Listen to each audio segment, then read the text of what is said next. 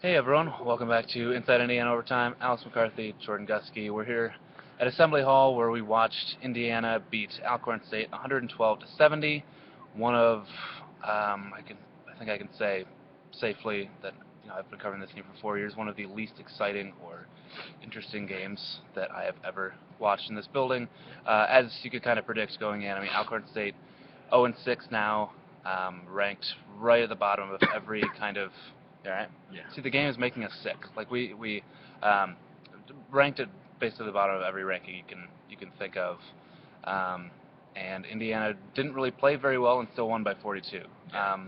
It was kind of Indiana's, I guess, bounce back game after Maui, even though you kind of went into this game thinking, you're not really going to take that much out of it because of the opponent because it's not like Indiana's really been tested that much in this game.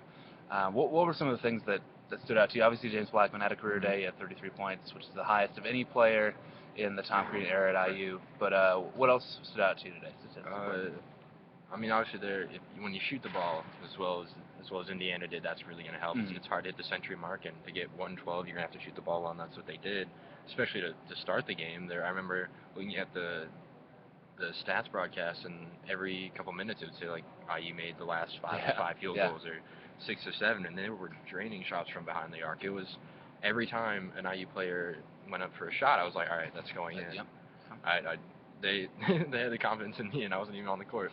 But I think that's great. But especially in the first half, rebounding the ball, it didn't even look like really IU was really even going for rebounds. Mm-hmm. It seemed like they were relying on their ability to just outshoot Alcorn State, which they obviously did really well. I think Alcorn State only shot, around like 30% from the field, and IU shot close to 60. So obviously when you do that, you're obviously going to have a good chance to win. But Alcorn State out-rebounded IU in the first half. Now, as Crean talked about, IU got back on track, did better in the second half, but they still let Alcorn State get 15 offensive rebounds.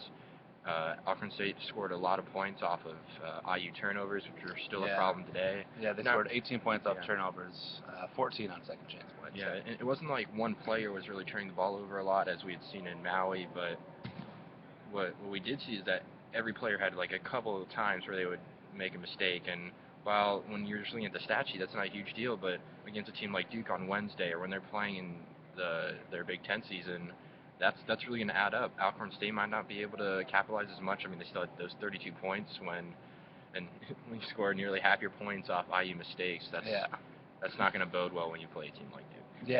Yeah. In all game, Alcorn State was capitalizing on the opportunities Indiana was giving them. Just from a talent standpoint, Alcorn State just couldn't hope to match up with Indiana, but they did, to their credit, they took advantage of pretty much every opportunity Indiana gave them. Tom Crean was saying after the game that on defense, maybe some of the players are being a little bit too aggressive and like over-rotating and maybe pursuing the ball a little bit too much, which left some backside rebounds wide open for Alcorn State. And you saw that all first half. I think they had 17 rebounds and 10 of them were on the offensive side.